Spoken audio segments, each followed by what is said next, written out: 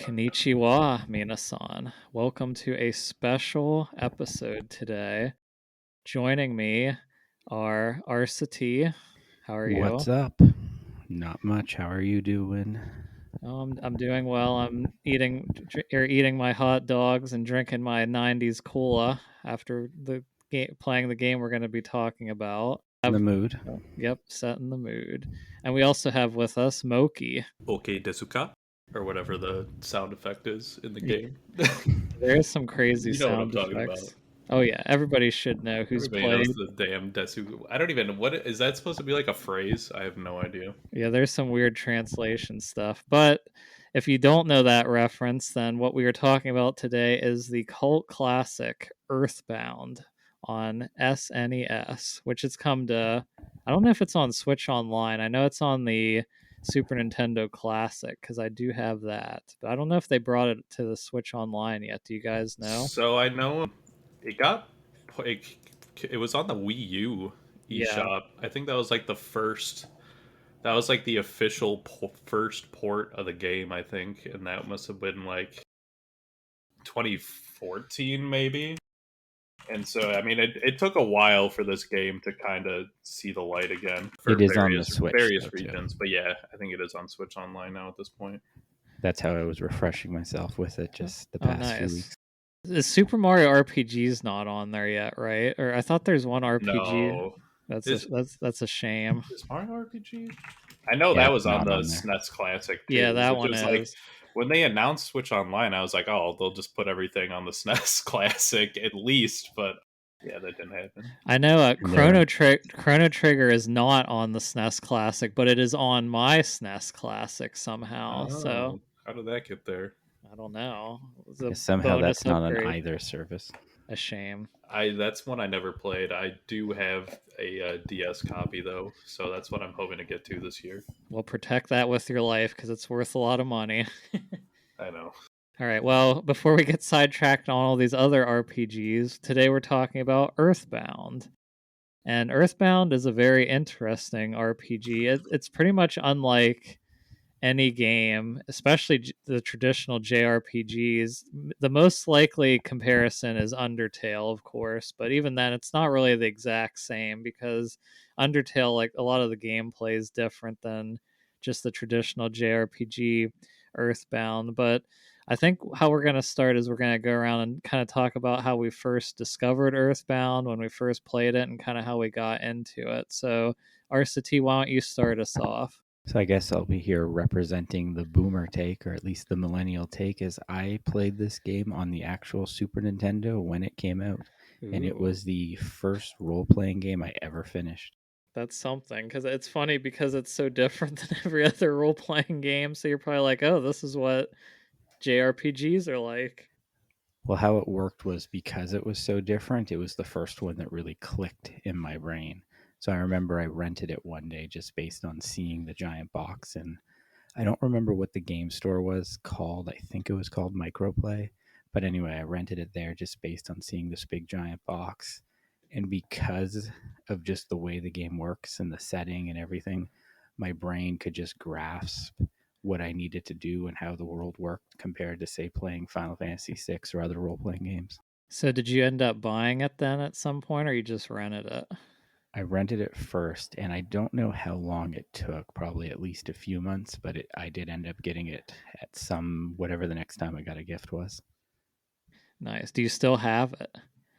No, that's where I'm going to scream into the void that at some point in my life, I don't remember exactly when, but I traded it in for probably about $30 or something ridiculous. Painful, but we've all done it. Like Moki said, he has the copy of Chrono Trigger DS. I traded it in. I had it at one point. Stupid, because it's one of the best games ever, too. I don't know what I was thinking, but we all have that. We all have our shame. All right, Mokey, how did you get into Earthbound? Since you're so young, I know you didn't play it when it first launched. So yeah, I was not even like in the realm of existence when this game released, but I did kind of grow up with some history of it. I was the basic pipeline of like Smash Brothers scrub that was like, who the fuck is Ness playing Melee? And I just always thought he was cool. I loved the aesthetic because I would have been probably around, I don't know, 8, 9, or 10 when I was playing Smash Melee. So seeing Ness, I was like, oh damn, this guy looks cool. So then you find out about Earthbound, and I didn't first play the game until I was in high school actually, and I emulated it obviously because I never owned a SNES, but then during COVID I kind of started being on my like retro collecting bullshit. So when I did finally get a SNES, I was able to track down an OG copy of the game on SNES, and I replayed through it again in 2021, I think. So for a game that I definitely hold so near and dear and in such high regard, I've only fully played through it twice, but I mean, I've watched so many videos on it just because there's so much knowledge out there. But it is definitely one of special game, and definitely all the more recent Earthbound likes or Earthbound clones or Earthbound inspired games that have kind of been coming out in the past decade have definitely pretty much all hit for me in different regards. Yeah, it's funny for me because so you have a copy of the game then, Moki.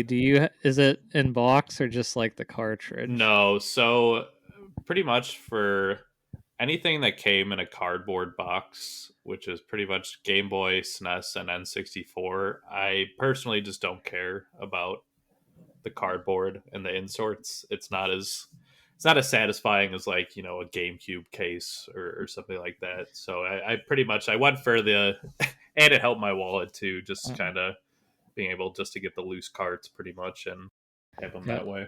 gotcha. Yeah, because take it from someone who does really love that cardboard and has a few very pricey collections like Super Mario RPG, which is my crown jewel with the complete in box. But it's yeah, Earthbound was I never so the first time I played it was in or and did an internship in college, and I played it on my laptop and I emulated it, and it was a good time. I really liked it. I really didn't get into JRPGs until I played Paper Mario on N64, and then after that, I really didn't until the GameCube, PS2, where I played like Dragon Quest 8 and Final Fantasy 10. That's when I really started going.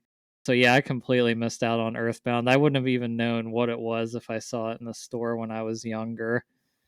But I definitely really like this game. I'm trying to remember if I think I played it before I played Undertale because I remember when people were all hyped up on Undertale, and I was like, oh yeah, this kind of reminds me a little bit of Earthbound, but I'm always like, I prefer Earthbound to it. Sorry, Undertale fans.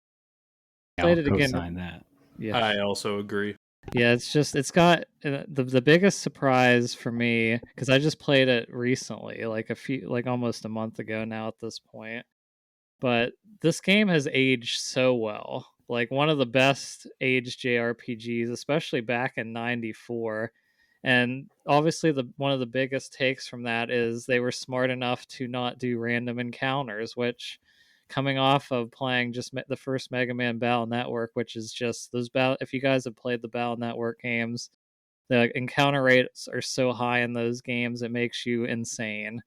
So a lot of the older JRPGs did have high encounter rates just to kind of bump up that runtime a bit, but Earthbound did not have that problem, and it just makes it so much easier to play today because of that.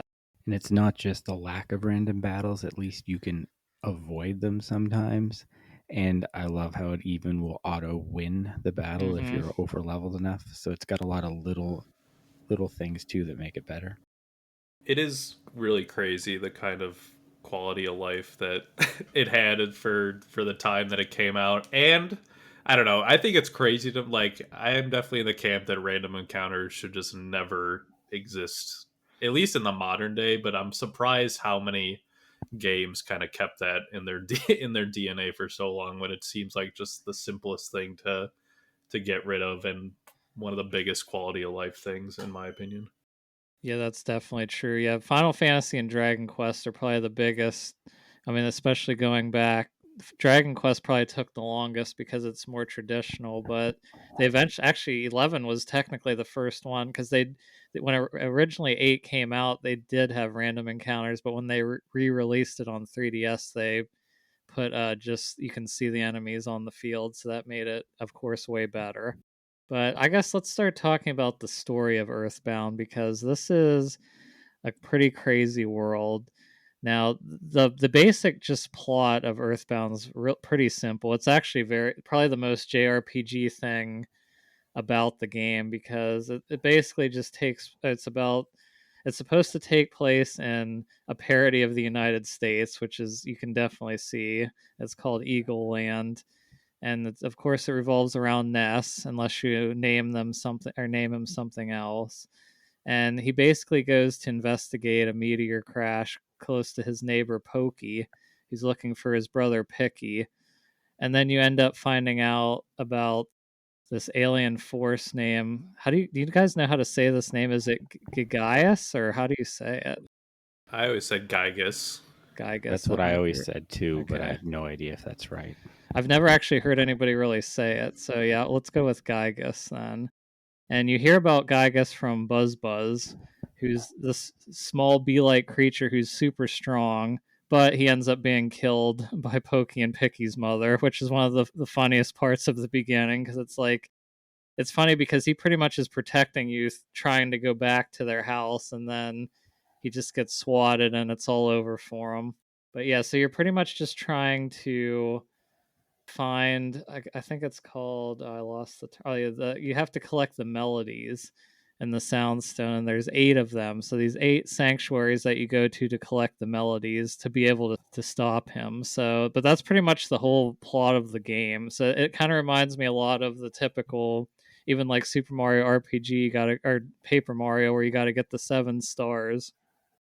That type of game. But I think the true story of Earthbound is definitely just the journey you go on to all the different places and all the characters you meet and just all the different towns you go to. It's very much of the memorable parts to me are the day-to-day places you go. What do you guys think? I definitely think the most memorable parts are the individual stories in each town that you go to, as opposed to the overall big picture story.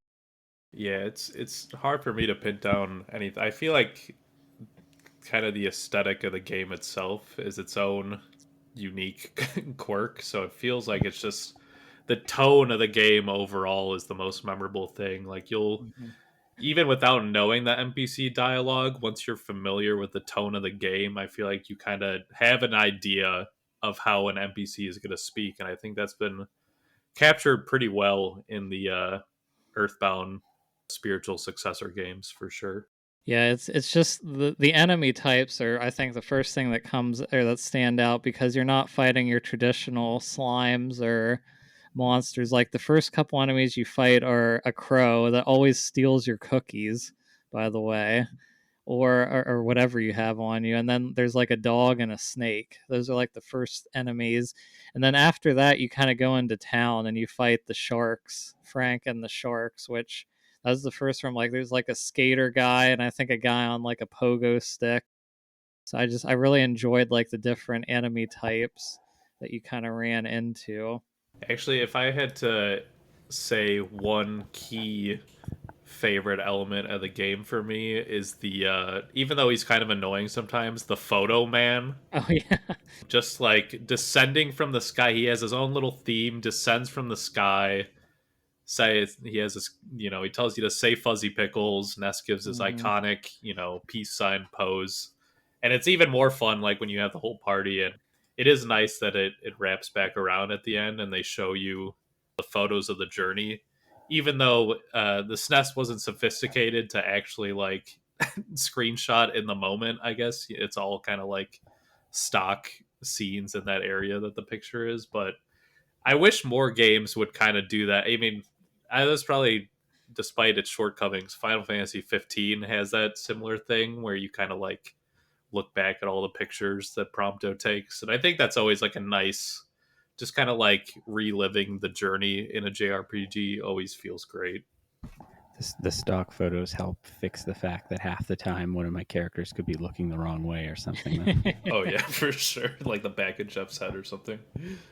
Well, it's funny too because every time those photos would pop up, I'd think like my game would freeze because I was emulating because you're moving and all of a sudden you just like stop and then because it waits a little bit before he starts coming down and then you hear the theme. And I was like, oh no, what did I do? Did I freeze my save state or something?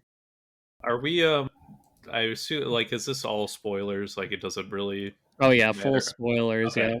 One interesting fun fact I came across while researching is that this was confirmed, I think, in an interview. It's not really, or maybe the player's guide, it's not really conveyed in game well, but the photo man was actually sent by Ness, like the future Ness, because he regretted not capturing his journey and he was starting to like forget his friends a little bit.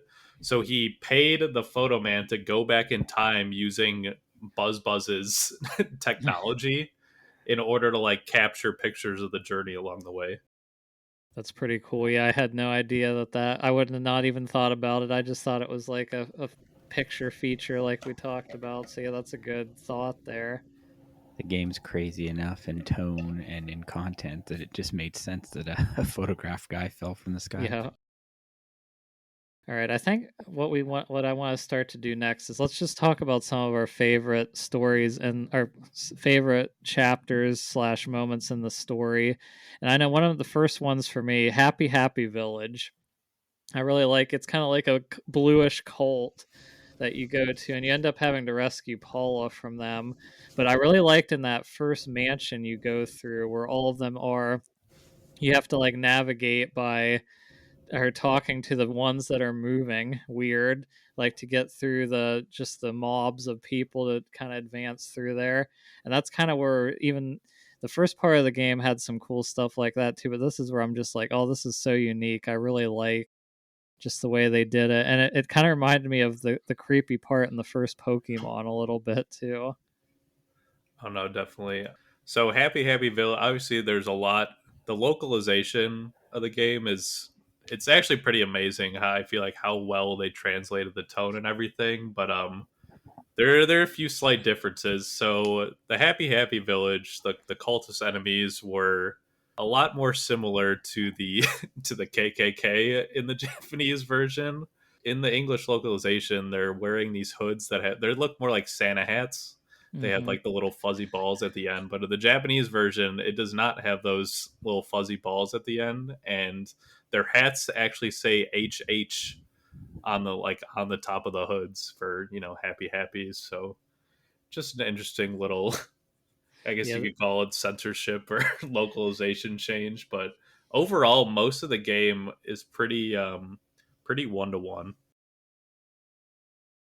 yeah, which is funny because yeah, especially back then they would really change a lot of stuff in games like to try to make it more Americanized, I guess you could say. Yeah, the Happy Happy Village is a pretty memorable area, and it feels like a pretty like real world danger in a way. It's just a crazy cult that's kidnapped this girl, so it felt very real to me, and probably one of the many things in the game that helped it connect with me. It's really important too because that's where you get your second party member, and that's one thing in JRPGs where I always like, especially when you don't get your full party right away. Which this game, of course, you just really have four characters in total by the end, where you have other like characters come in and help you, even though you can't directly control them. But I always hate when you're just like by yourself because when you're Ness, I mean, it's not too difficult or anything, but when Paula comes, it's definitely a great moment because she's one of my favorite characters, and she has such a great arsenal of spells that you get with her. She's kind of like your black mage of the group because she has so many different fire, ice, lightning, all those, and she pretty much is the big damage dealer too. The thing I Um, don't like though is that she starts at level 1. Oh yeah, they do that oh with yeah, the everybody. trainer backup. Earthbound is kind of unique in its progression in that the beginning of the game is maybe debatably the hardest part when you're just Ness, and then, like, one, you're constrained because we haven't really talked about the inventory system, but like Oh, we'll each get there. it's definitely the most annoying part, so we'll talk about it later. But starting with just Ness, you're constrained in your inventory. You can't really do much. There's some pretty tough fights, like you said. The street gang and like the leader of the street gang is kind of hard. Hmm. So getting Paula is definitely nice because then you start getting your like psychic abilities too. So you have like a natural heal and Yeah. some psychic attacks that do quite a lot of damage. And just having that second party member is just so helpful. There's One the of big tree on the way to Happy Happy Village, just a oh, random enemy Oh that can just god, yeah, the mess you oaks up. that explode. I hate that. Another tough fight before that is I don't actually that might be after that where you have to fight the police. Like you have to fight like 5 of them in a row. Oh, that's yeah, that's before Happy Happy, I think. That might be the hardest fight in the game at the point that it is. Yeah, you have to do 5 of those guys in a row with no healing in between, I think. Stock up on those hamburgers. Yeah, I really like the items in this game, and one of the strengths of this game too is how useful items are, and we can kind of talk about that with Jeff because Jeff has no psychic abilities. He has no points toward that. But one thing Jeff does that's so unique as a party member is you can find like random items like bombs and bottle rockets and big bottle rockets that you use with him, and they do like tons of damage. And he has obviously the IQ ability as well that he can fix stuff when you sleep at a hotel, which does not work as much as I would like it to at times because money does not come cheap in this game. So it's expensive to stay at hotels. The multi-bottle rocket is the I win item for most bosses. Yeah, the multi-bottle rocket is just broken. Once you get it, I feel like you have to like just put it away cuz you'll just break the rest of the game. Yeah, and then at one point, I guess it's when you go, we can kind of talk about Threed a little bit as well, because that's like the zombie place. I really like that area as Before well. we jump to 3, though, Oh, I'll go just ahead. mention that in Happy Happy, after you kind of complete that area, you get it's time to do the second soundstone like sanctuary spot with the mole. And the Mm. first time I played the game, I just thought, oh, this cave is too hard. I'll just come back later. So I just left and just continued on with the game without ever getting that melody. And it wasn't until pretty much way later in the game I was like, I think I missed something, and I had to go back and do that. But just interesting how the game will let you move on without doing that. Yeah, that's interesting. It does let you pretty much do what you want. It doesn't. I mean, there's some areas that are obviously gated off, but even with like Jeff's area, there's some enemies like near the end when you get close to the lab, like those cave boys. Like they will, you have to be ready to fight them because they'll kill you because they just hit so hard. Yeah, you got to try to Um dodge them. one thing, I mean, the battle system is pretty standard JRPG fare, but in Earthbound Faction, it has its own quirk to it, and the scrolling damage Mm. is, or the scrolling health, I guess, is just such a weird, like, unique mechanic. And only, it's like one of those things that, like, you can only convey it in a video game. But basically, if you have like 300 HP and an enemy does, say, like 128 damage in an attack, your HP will start like counting down from 300 moderately fast. But in that time that it's scrolling, you're able to have your other party members heal so that, if you use a hamburger before all your Hmm. HP's down, then you can get that health back and be alive. And it's an interesting mechanic where it's, you can take damage that would kill a party member, but if you're fast, you can actually save them. You're frantically trying to like move through the menu. Must heal, must heal. Yeah. Yeah. Yeah, it's something I'm surprised more JRPGs didn't take because it makes it more interactive. Because I especially think with those tree enemies, because if you kill them, they flame out and do like 200 damage, and then but if you quick go through the menu at the end of the battle, you won't take the full damage if you're done, which you're just like hammering the A button to get through everything. But it's such a cool idea. We're going to talk about 3. That would be my favorite area of the game. It's a pretty good area. So yeah, why don't you tell us a bit about Threed? I just love the aesthetic of it. It's kind of this perpetually trapped in nighttime. There's zombies everywhere. There's a graveyard that's haunted. It had this real Halloween feel to it. And then it's also, it's segmented into, there's also the Jeff segment in this part of the game. And I think the whole Winters area is super cool. I love the music. I love kind of the introduction of Jeff. I love how we get to Jeff after Ness and Paula get ambushed by a maybe prostitute in the hotel, and they get knocked out, and then Jeff has to save them. Everything about that town and that story I just found really evocative, and it's got a cool art style with everything being darker and the zombies around the edge of the town and everyone kind of crowded in the middle. I'm a big fan in RPGs when you assume the role of one of your party members, and it's always just fun getting to play as anybody other than the pro tag. This game does it twice, which is, I feel like it works well both times. But I just yeah, Winters is awesome. That main like Winters theme, that's the one in like Smash, is just so iconic. That's probably one of my favorite tracks. It's good foreshadowing that Paula has to pray to get to Jeff's attention and get his help. Yeah, true. Yeah, it is. It's a good way to, because like we had mentioned before, like when you get a new party member, they start at level 1, which I don't even know if any other JRPG actually does that. Like usually they're level scaled to you, or they might be a little lower. They're usually at a set level, but this way with Jeff being on his own, you kind of get your own way to level up quickly and fight like weaker enemies and not feel like, where with Ness and Paula, I would just like let Ness do everything, and because Paula comes usually with a teddy bear too, which is another cool thing. Like it's an item that'll take damage for you because the enemies love to attack it till its stuffing runs out. A much cooler item than the bicycle that loses its usefulness too quick. I'll say one of my actually favorite areas is the area right after Threed, Fourside. I feel like, and I guess I should mention that the first 4 towns in the game all have one, 2, 3, 4 in the name, because it's Onet, spelled Onett, Tucson, which is two sun, and then Threed and Fourside.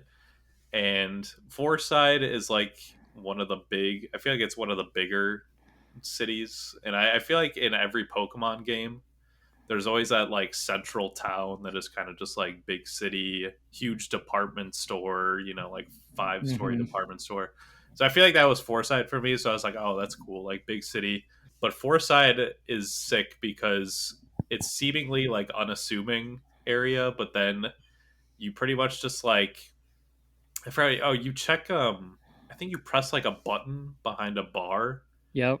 And you basically get teleported to this like neon night city world, like alt world version of Fourside called Moonside.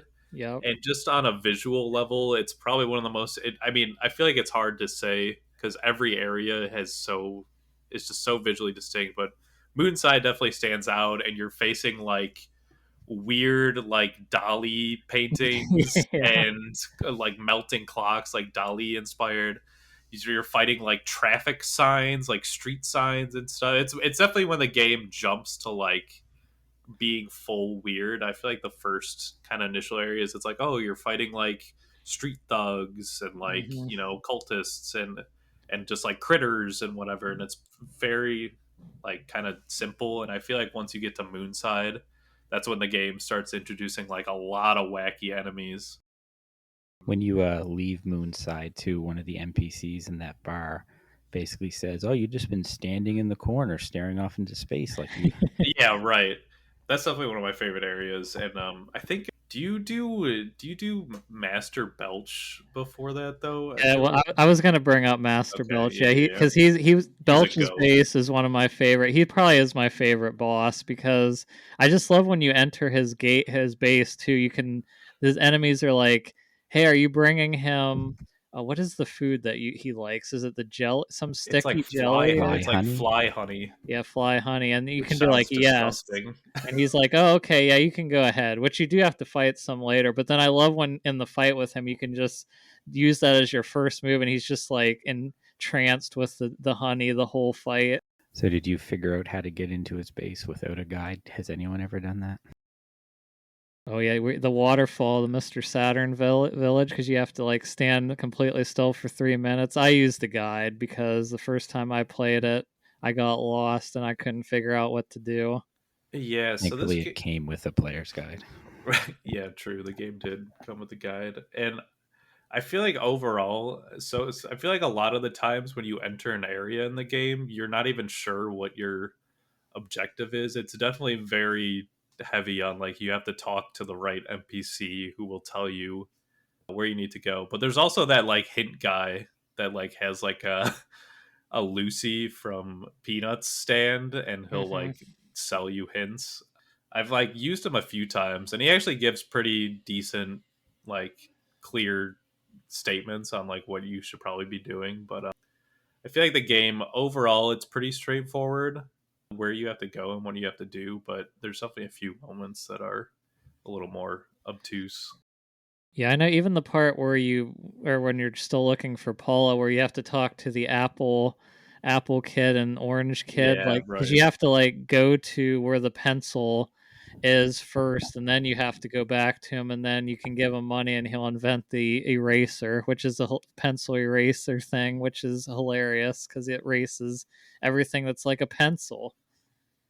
Yeah, replaying it recently on Switch, I got a little messed up in that exact spot just because I couldn't remember the particular order of, okay, I got to find the pencil statue, then go back. Then I just messed it up at first. I also got to shout out a scene that Mokey posted in our chat before we got on because I was going to bring that up too. When you're with Jeff and the little monkey who you have to give the bubble gum to, you actually have to summon Nessie to bring you across the river, and that's one of my favorite moments in the game as well.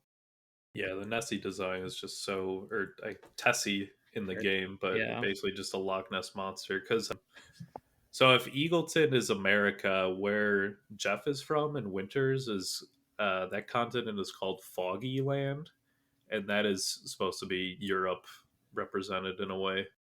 Yeah, I wondered because it's like I thought maybe it was like even Russia or something because it's just like snow covered and bleak. But I like It does when have you're. Stonehenge though. That's true. That's one of the dungeons later on. Then I want going back to Moonside as well. That area is so unique, but I do get frustrated because if you don't follow like the exact steps you're supposed to go, you can get so lost there because you have to talk to like certain NPCs that transport you to the right area, or then you'll just keep bouncing back and forth. But it is such a unique area; it's hard to be too frustrated with it. But I can definitely see people get annoyed with that area at times. Another area I like is it's you're not in it for long. It's not very important, but Summers, Hmm. which is just like that beachside town. It's just like Oh the yeah, I like long that too. strip town, Hmm. and it's just funny because it's not. You're pretty much just passing through it in the game. You don't really do much story wise, but I like the gimmick that you go in the shop of that town, and it's just all the equipment is insanely overpriced. Hmm. It's just because it feels like a touristy trap type of spot, so it makes sense that everything is kind of overpriced. Yeah, I always thought that was such a relaxing area. Plus, I was happy because I think isn't that when Paula comes back because she like disappears for a while, that and Side because she gets taken. Yeah, you It's get her close to back when you after get poo Foresight. as well.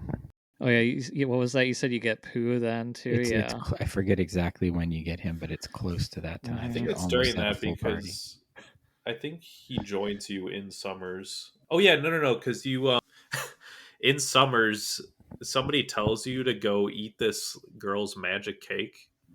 And That's so right. you go to like a hot dog stand and you get a piece of magic. There's multiple moments where it's like these kids are on a trip right now because the Mister and Saturns give you a cup of coffee that is like it's like it's got something in it. It's like it's not it's like maybe a little lean in there, coffee and lean, but because there's like it gives you like a little exposition Yeah, dump like in a that big weird story. Yeah. yeah, that like trippy cutscene, and I don't think it's supposed to be like Ness's inner thoughts. It's like Oh, some it's speaking to you, the player, yeah, not the yeah. Ness.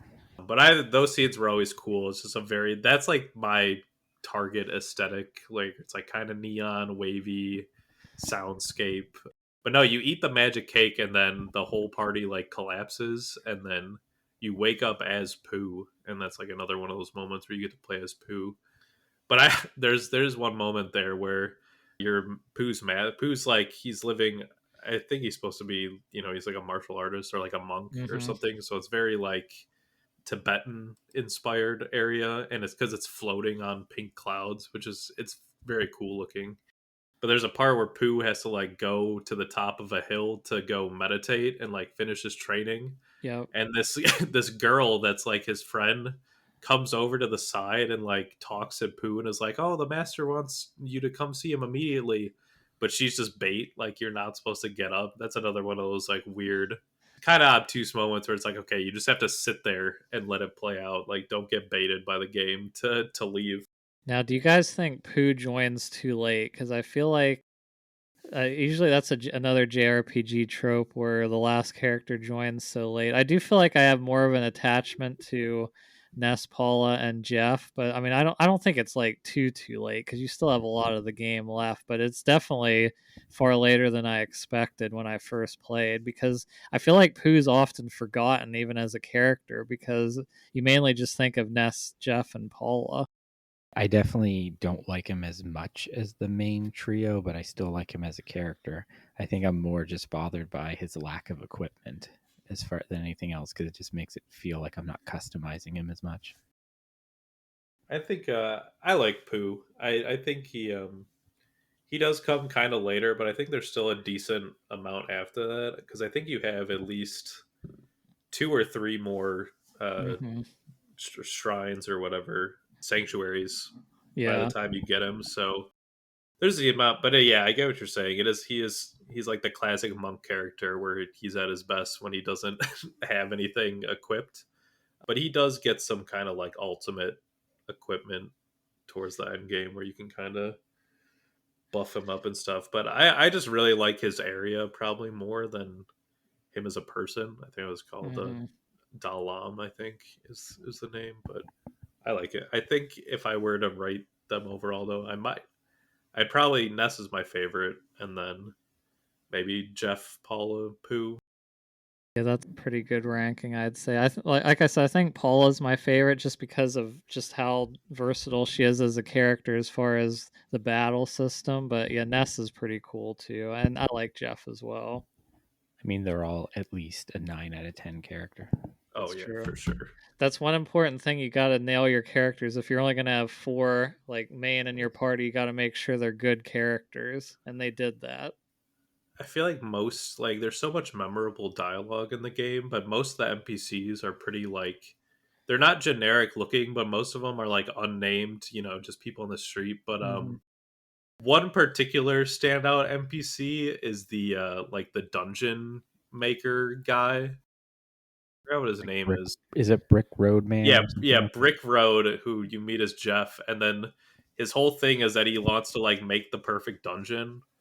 And it's funny because like you go in the dungeon he made, and it looks like like an FF1 dungeon where it's just like a labyrinth with rocks all around, like the most boring design ever. It pays off later in the game because he eventually like turns into a dungeon himself. He Yeah, and becomes like some like this. cosmic body horror. Yeah. He becomes just this giant dungeon, and like you find just his face. He's like, "Look it, I did it! I finally became a dungeon." But he's definitely a top tier NPC. Speaking of top tier NPCs, I also really like the Runaway Five and their storyline that when you go Oh, to they're their great. concert and then you have to also pay their debts that grow more and more each town. But I just always like going to that and listening to their concert and getting them out of debt because they need help. Yeah, they're great. I also really liked Everdread, the one that wants you Oh to yeah. save Paula. That fight with him at first is so random. Like you're walking in the park and he just jumps off his roof and is Yeah, like, "I'm gonna attack you." And he's kind of tough at first because you just have Ness. Like Moki said at the beginning, it's kind of hard to fight him if you fight him right away. So, oh yeah, the other area I kind of wanted to talk about, we kind of skipped over it a little bit, but it is what was it's the mine, like where you have to fight the five moles, which can be kind of annoying to find, but I also just love how they all think they're the third strongest. That is a really funny joke. It's a good thing it's a funny joke because it's not my favorite area just because I'd get turned around and Oh, it's a me pretty big too. mine. No, I feel like the worst area is probably that monkey cave. Speaking of like getting turned around in places where there's no combat and there's just a bunch of monkeys that need you Yep. to give them very specific items. So it's a lot of going just back and because it'll be like, oh crap, I don't have like the wet towel or something, and then some of the items are in the cave, but it's definitely the most confusing and kind of just like needlessly tedious area. Thankfully, the player's guide had a very convenient map with what item you needed in each room. I'm gonna have to look up just because I'm curious how much like a sealed, not sealed, but like a full copy of Earthbound with the player's guide is, because it's probably insane, I'm guessing. I think Because Fan Gamer at one point did a reprint of it. oh yeah, here's one just on eBay I just pulled up for going for $1,400 with the guide and the Oh box and my the god. game. So yeah, I don't think I'll be getting that one. Yep, I sold that for $30. Ugh, Oh my gosh. it hurts. But I guess on the topic of money, money also kind of has a little quirk to this game where when you defeat enemies, you get money drops, but you don't get it immediately. So basically, there's like a phone at every Hmm. pretty much at every like rest stop. You'll see like a phone, and the phone is used for various reasons. You can call a delivery man who's basically the storage. He'll take and store your items because your Which you inventory need. Yep. is so necessary. Your inventory is always strapped because the game gives you so many items and you never can get bigger inventory except by having more party members. But even then, they run out of shit too. But key items should have just been their Yep. own thing and maybe equipment too. But on the phone, you can call your dad, and your dad basically will he'll deposit the money you earn from enemies into your bank account, and then there's like ATMs scattered throughout, so Hmm. you can take out as much money as you want when you need to buy shit. No, I forgot about that at first when I was playing it again, and then it's like when you call your dad, because that's how you save as well, if you're not using save states. But you call him, and then he's like, "I deposited $10,000 in your account." I'm like, "Whoa, I forgot." I was like, "I'm glad," because stuff is really expensive. Like, I feel like in most RPGs, like you can, if you battle enough, you can get enough money to get everything, and you can do that here as well. But they're like when you go to a new town, equipment, especially if you want to get something for everybody in every part of your body, it's gonna bankrupt you. Call home too. Oh yeah, call home. I was gonna I say I love felt that. kind of bad too because since I use save states, my dad was always like, "Are you sure you don't want to take a break? You've been playing for a really long time. Like you'd never stop playing." I'm just like, no. I feel like that's gotta be like one of the first times because I feel like that's such a Nintendo staple is like the you should take a break message. Mm-hmm. Like I feel like that's in like all their games now, but I feel like Earthbound might be one of the first instances of them like actually doing that. I'm not sure, but be interesting to find out. All right. Well, I was going to continue the story, but since you brought up the inventory, let's talk about that right now because that was definitely the one thing that, which we can talk about our scores or rankings later, but that was the one thing that just, it really hurts the game. I feel like just the inventory is a constant struggle because you're getting so many items and you have key items and equipment, and they all share a really small amount of space, and they do some creative things to get around the inventory issues like the escargot express like you talked about, where you can pretty much call through any phone and have them come and pick up your items and store it, or vice versa. But I still feel like the most annoying thing is like if your inventory is full, you can't really trade items around too easily. Like if you want to try and you, especially when you get other party members, because it's like so nice once you can start sharing inventory. But I guess I don't really understand what they were thinking making it so limited, but I know they were trying to be creative with it. And like I said, some of the stuff's cool, but I just think most of the time it's just a pain in the butt. What'd you guys think of the inventory? There's some cool items in the game. Like it's cool that you could have ketchup, and if you have ketchup, your hamburgers become they heal more because they're a Hmm. better tasting hamburger. But who's going to waste an inventory slot for a packet of ketchup? So it ends up being kind of a waste of a good idea. I will say too, the for sale sign is brilliant because you can just pretty much at any point in the game you can use the for sale sign and then somebody will randomly come to you and try to buy an item from you. So that's another creative way to free up inventory. But picking up chests can be like a chore, I felt like at times because I'm like, oh, I gotta sell something so I can open this chest. Yeah, it's annoying to deal with for sure. It's probably the most annoying thing. I don't know if it's was some sort of RAM or memory problem or limitation in their programming, but it's annoying. It's probably my one like concession with the game. Really, other than that, I feel like most everything is pretty spot on, pretty Hmm. flawless. That's probably the one with how much forward thinking of quality of life they had with like the combat and the enemy encounters and stuff. This was definitely the main oversight. Yeah, and it's funny too because you can find other numbers throughout the world for like the pizza delivery. Did you guys get pizza delivered much? Because Yeah, you can the get like mock pizza or whatever. yeah, mock pizza because you can get like a large and it like heals your whole party. It's just annoying to have to wait for the delivery person to come.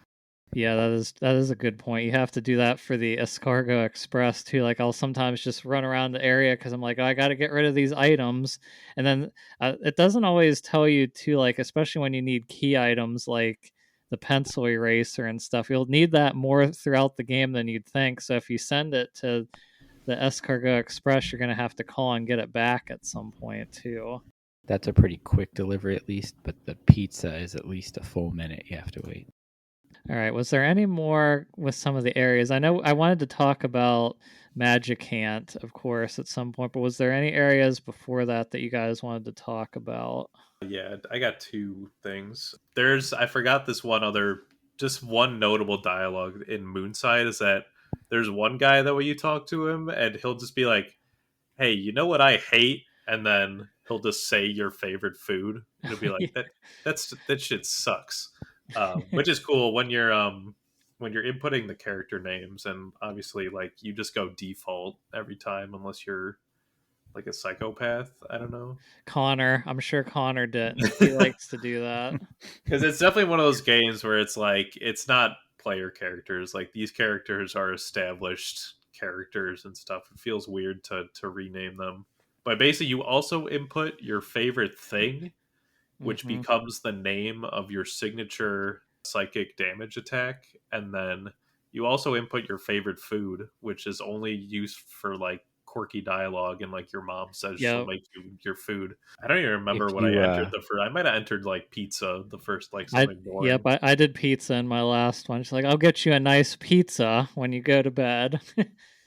if you get the homesickness debuff, sometimes instead of attacking, Ness will say something like he misses pizza.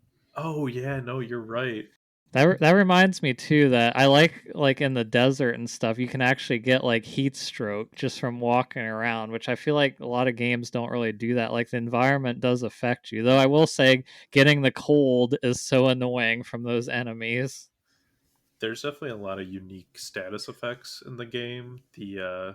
The ramblin' mushrooms probably being the most like I feel like iconic one because when you get affected, all your controls are just random. So you'll hit Hmm. left and you'll start moving right or up or down, and it always moves around. But it is cool that it has those like overworld status effects. If you get the mushrooms too, you can't. It's a little bit different to cure them. There's just a crazy guy by the hospital that'll buy them off you.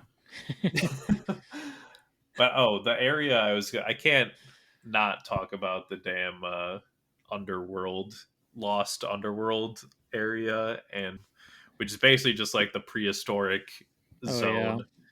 And Very I feel cool like zone. everybody talks about the Mr. Saturns as they're like the fan favorite character, obviously because they're very cool. But I gotta shout out the other little creatures, the Tendas, which Hmm. are basically these little green stick, like they have like green bodies, but they have little stick arms and legs, and their whole thing is that they're like very antisocial. Like they just don't talk to you, when you first get there, so you have to find them like a book of like getting over, it's like book of self-confidence, so that they learn how to like talk to you, and then they'll finally help you out.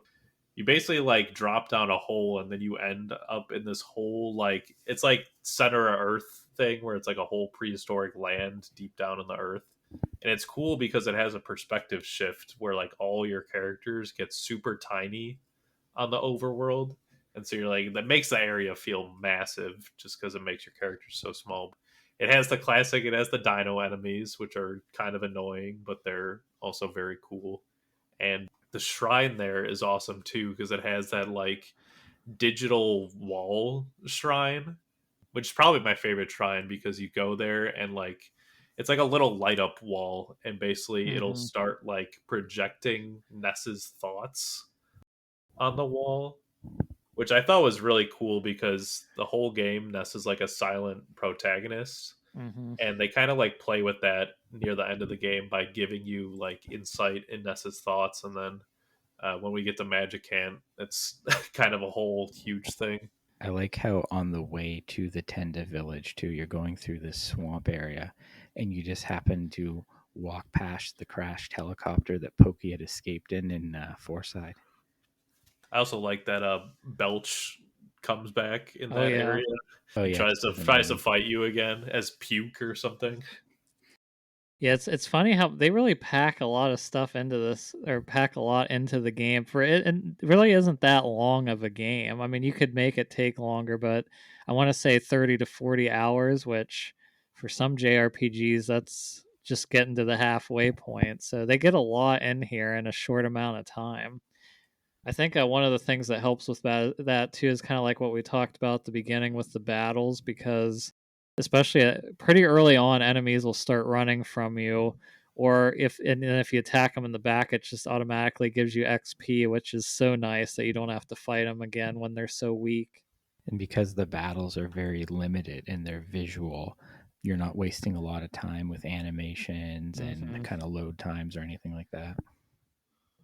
I will say, even though there's like not battle animations, I feel like the feedback when you get a critical hit, which Oh is yeah. like it has this giant sound effect and like flash, and the screen says smash in like Yeah. all caps and like a bunch of A's. I just feel like that's such a good, like, you can feel the hit stun on that attack, because like the whole screen kind of like shakes and freezes. It's super satisfying every time. And when you get hit with a critical hit, it just kind of like shakes the rolling HP bar and it just Oh yeah. feels like a hit. Yeah, I remember. I think like the first enemies that really start getting crits on you are those mice, like in the cave. Like they'll miss you a lot, but then they'll hit you, and it'll be like, ugh, I gotta heal now just from this random hit.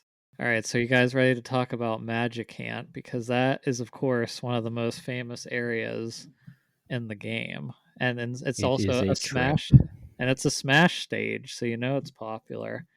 We got to talk about the Flying Men, because I always like the unique thing with them that of course they join you because you're on your own, but it's just like when you have your dog at the beginning, who of course isn't very helpful, but they kind of will help you out.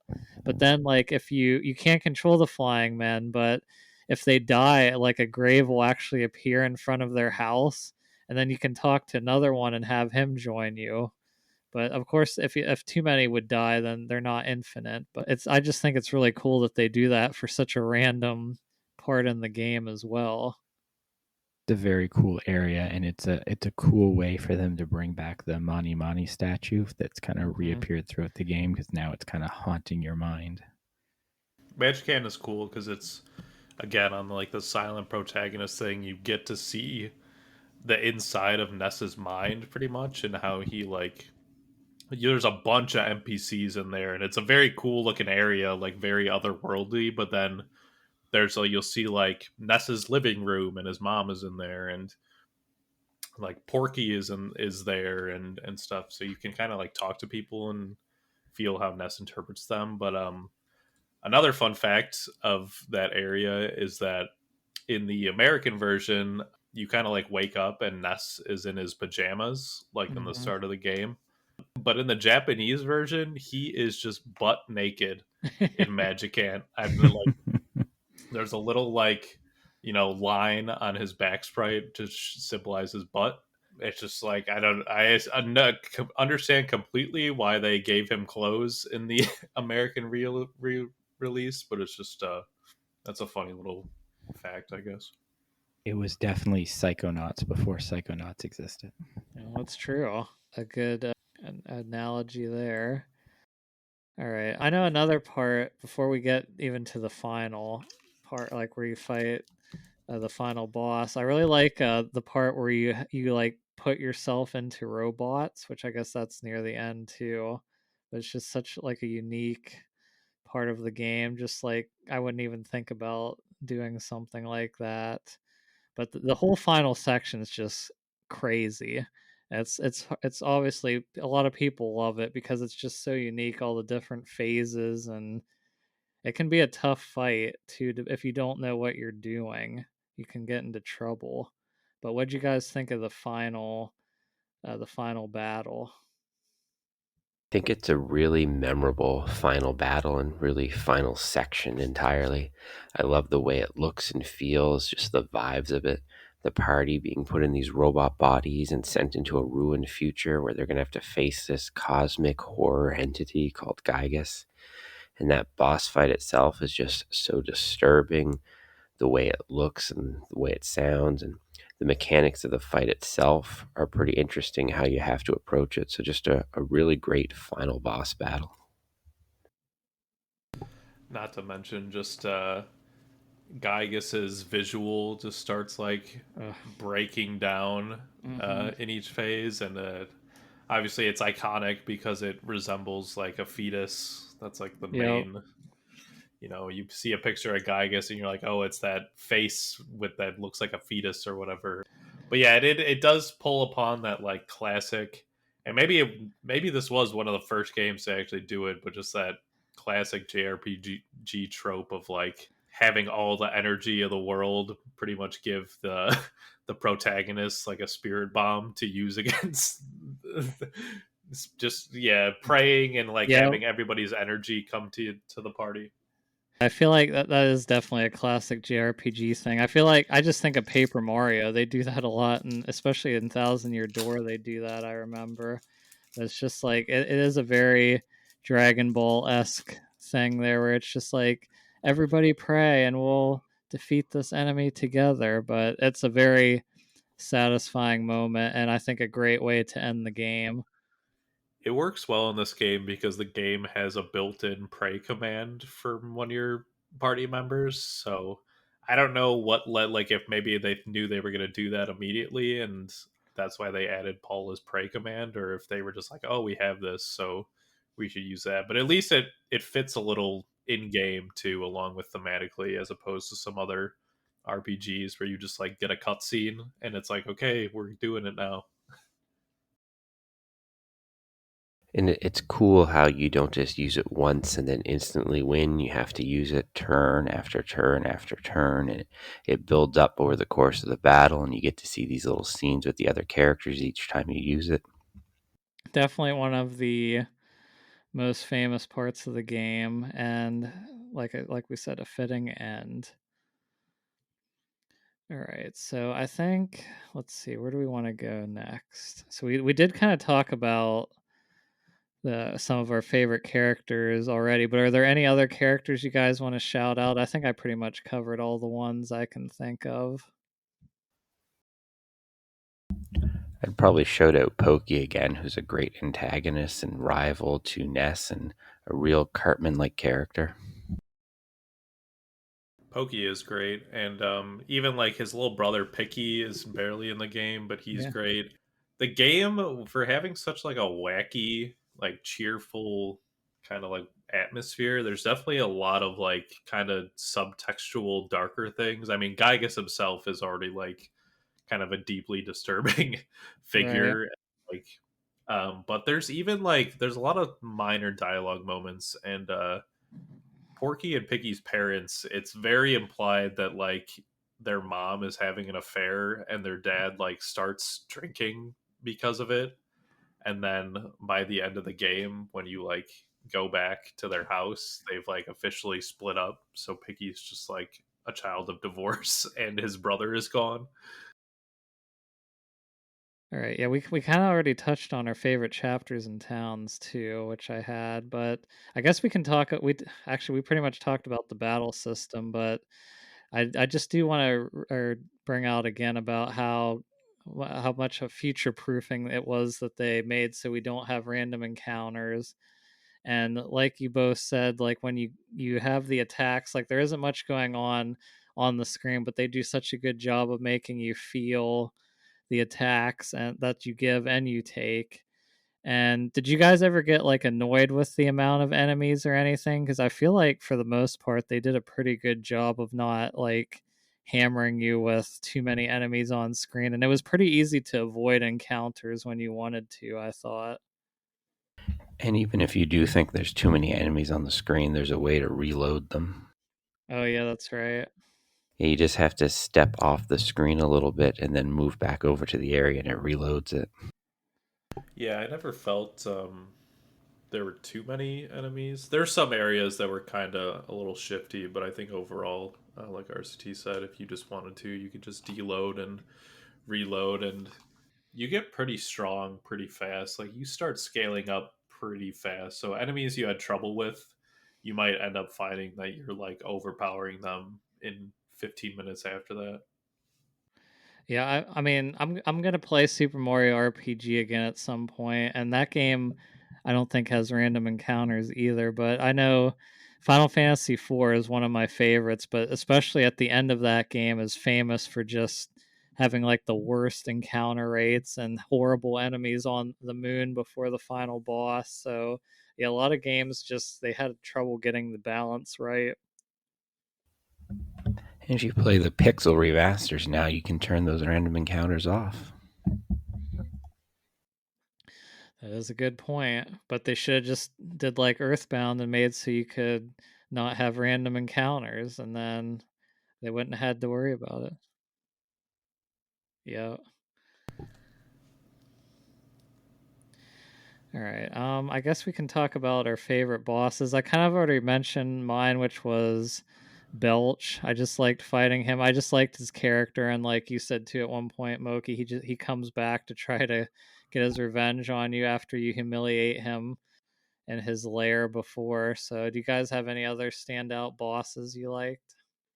It again with the last boss. I think it's such a great final encounter with Pokey too. He's there in his spider mech looking thing, and it's just such a cool part of that fight that he's there. Yeah, which is very iconic. That spider crab mech thing just looks cool, and Pokey himself looks all desiccated. You can visually see how Gygus must have just been keeping him alive well into the future. It really adds to that fight. It's hard not saying like Gygus is just the best boss just because Right. he's so iconic. But one boss I kind of really like is probably one that like isn't really thought about, but it's like the flaming dog, diamond dog, Mm-hmm. which is the last like sanctuary boss. But I just think he's cool that it's like yeah, he starts off in fire and then after taking some damage, getting some pressure, he becomes full diamond.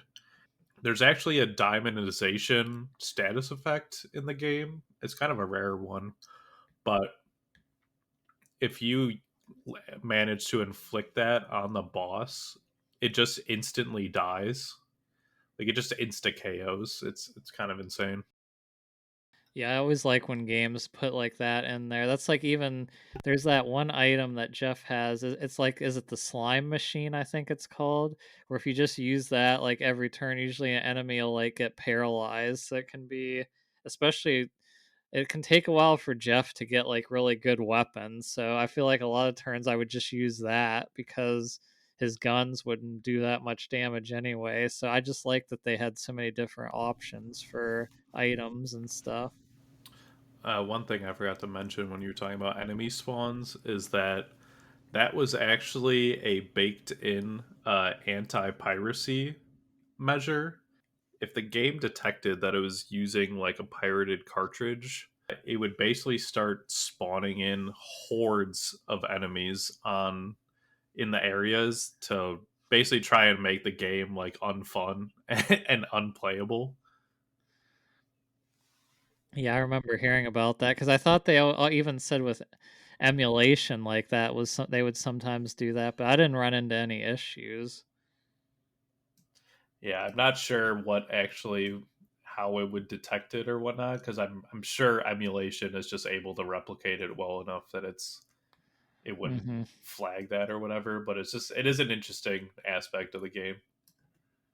Right, so I think we're gonna start wrapping up here, so we can start getting into kind of our final thoughts. So, RCT, where does this game rank for you as far as JRPGs, whether it's on the Super Nintendo, just in general? Like, how high does this one rank compared to most? It's definitely up there. It's one of my favorite Super Nintendo games, and if I think of my all-time favorite games, it wouldn't make a top 10 probably, but it would be somewhere in that 11 to 15 range on a top 15. Wow, yeah, that's pretty high. What about you, Moki? Yeah, I'm kind of in the same camp. It's definitely one of my favorite games of all time.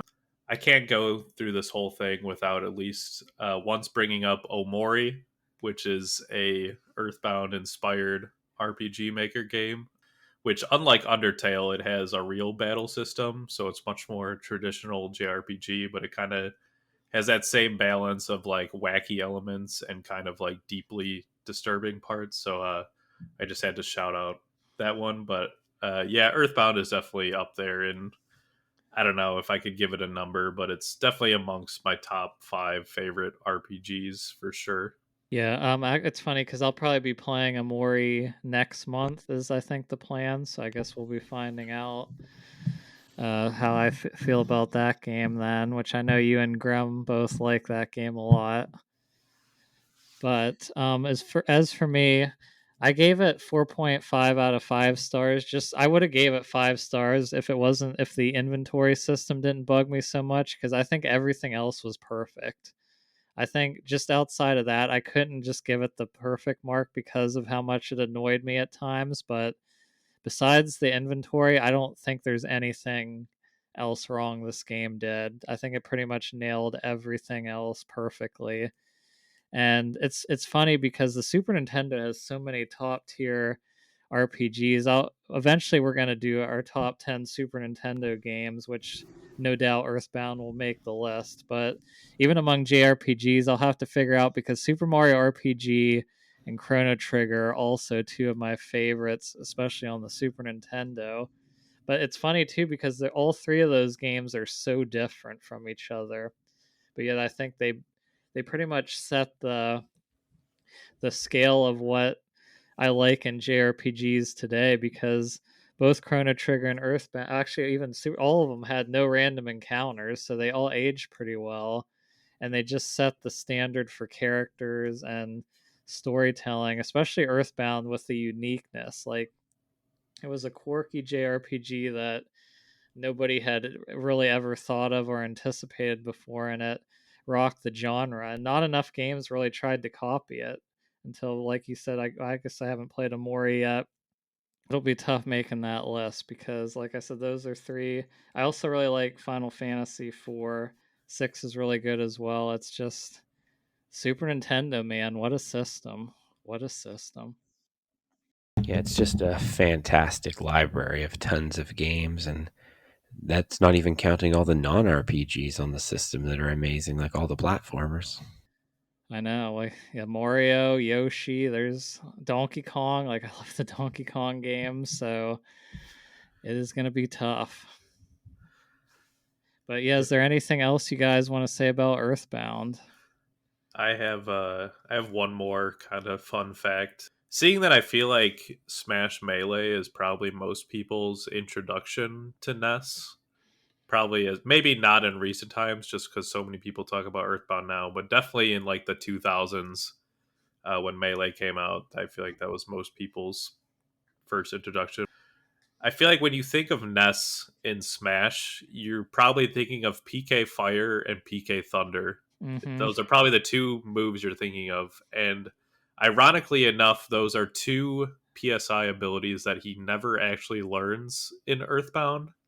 Paula and Pooh are the ones that learn PSI Thunder and Fire, but it's actually explained in Paula's Melee Smash trophy that in between the time of Earthbound and him being in Melee, she basically like trained him and taught him those abilities so he'd be like ready for the fight.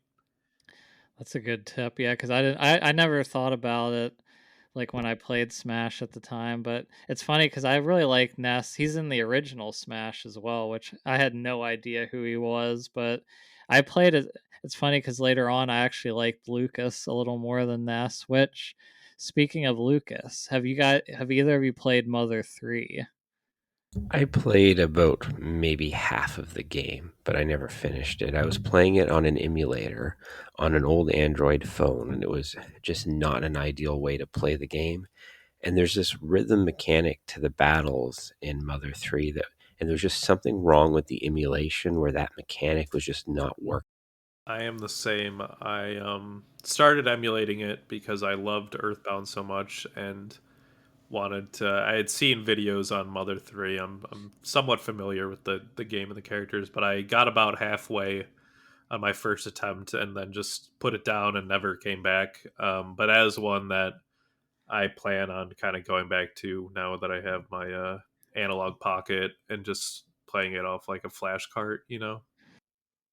Yeah, it's on my list as well. I did buy the cartridge for the Analog Pocket as well, and well, maybe we'll have to at some point do a Mother 3 episode with us then, because a lot of people like that one the most, but I also am skeptical with that at times because I feel like with every Japanese only version of a game that comes out, everybody thinks that's the best one.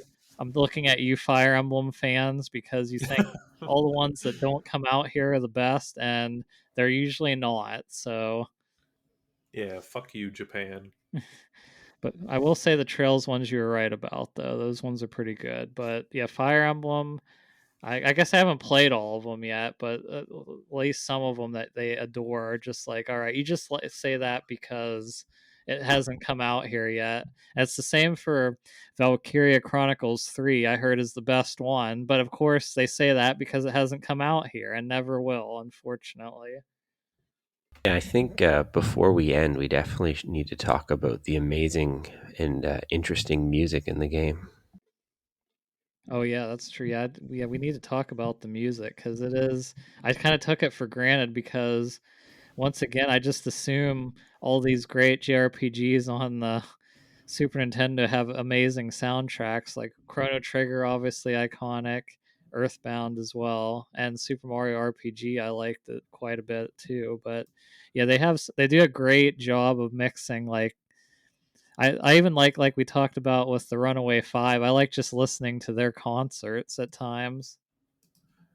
The boss music is probably my favorite track in the game. It's kind of like used in memes now, but that little riff, that little Yeah. like doop doop doo, that song is just it's so good. It sets the tone really well, and it's just like it matches the tone of the game perfectly.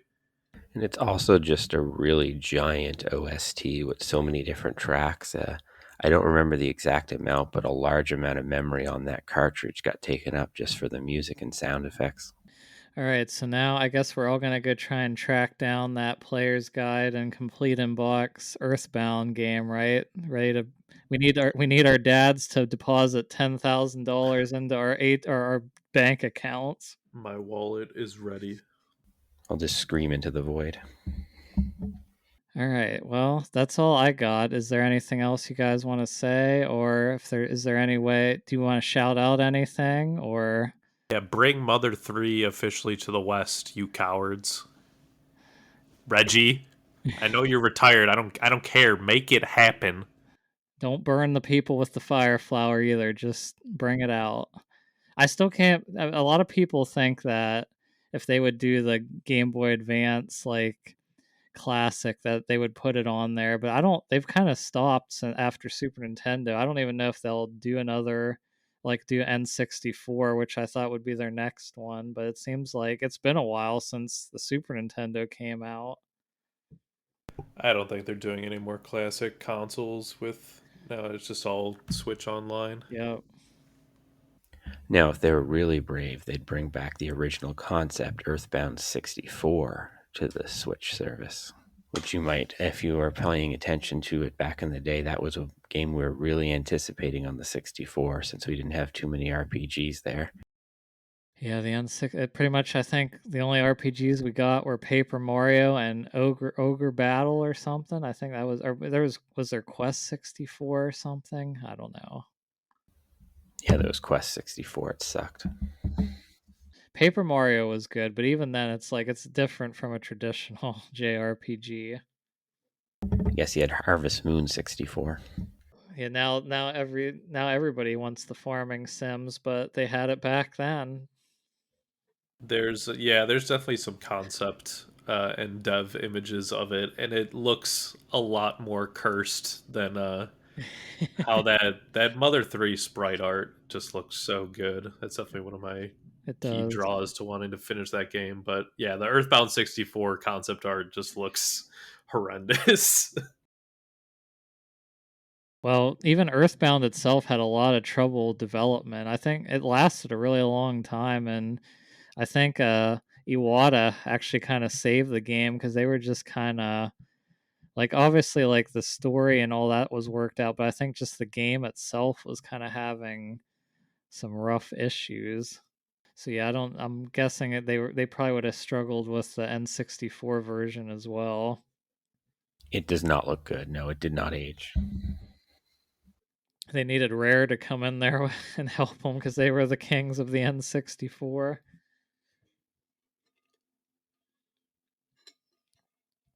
All right, well, I think that will do it for our Earthbound episode. Thank you, Arcitee and Mokey, for joining me to discuss this amazing cult classic. And yeah, like I said, if we'd ever do Mother 3, we'll definitely have to all come back. Have you played any of you played Earthbound Beginnings? Because I have not. No, but I will at some point. That one is on Switch Online, so that'll be easy. Played a few hours of it on the Switch Online, but it's a cool novelty, but it's so much harder and more grindy than Earthbound and a little bit less charming. Yeah, that makes sense. All right. Well, once again, thank you guys for joining me, and thank you all for listening. Stay tuned for more special episodes coming. I'm not sure what will be next, but we will have to find out. Maybe a Mori. We'll see. I know I'm going to play it. I don't know if the rest of the crew is, but I'm sure if nobody else plays it but me and I want to do an episode on it, I can find a few that would want to be on it with me, right, Moki? I very much hope that you become an Omori stan, but we'll see. It's not it's not 1-to-1 to Earthbound. It has its own unique flair. So I'm very curious where you'll land on the style of it. I need to play Amori. Well, you can join us. Like I said, I know Connor and Parrot were going to also play it in June, but I don't know. Obviously, stuff comes up, but I'm definitely planning on it. I don't know when I'll start. Zelda is, of course, taking up a lot of the time, but I should be done with it by the end of May, I would think. And then I'm also going to be playing Banjo Tooie for the club, which I've never played, so that'll be interesting. I'll be playing FF 1 through 6. I think Pixel Remaster before 16. Hopefully, we'll see. Yeah, I don't have a PS5, so I'm gonna have to wait on 16 for 5 years, according to the director, who's like, it's not coming to PC, but I'm sure it will. It'll probably come in like a year. Yeah, Final Fantasy VII Remake took like 2 years, I feel like, which I mean, it is the best version by the end, but yeah, it's a long time to wait. Some games would be harder than others. I'm still waiting on Ragnarok, so there's that. Anyway, before we keep going on, again, thank you guys for listening, and we will see you again next time. Sayonara. See everybody. Peace.